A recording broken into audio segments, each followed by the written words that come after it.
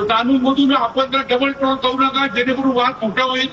भगतचा विषय मला अमित शेट्टी सांगितलं होतं तर काही बोलू नका. पण विलास पेलवांशी आणि राहुल शेट्टी माझं बोलणं झालेलं आहे. या थोड्या दिवसानंतर आपले कम्युनिटी काही मेंबर लोक आणि घाट्यावरची काही मेंबर लोक आपण बसून ठाणे, रायगड, पालघर आणि मुंबई यांचा जो विषय आणि पश्चिम महाराष्ट्र जो विषय बसून ट्रोल करावा लागेल. कारण काय होतं, मुंबई पण पश्चिम महाराष्ट्रामध्येच आहे. त्यामुळे त्यांच्याकडे बैल नसतात, शेपूट नसतो.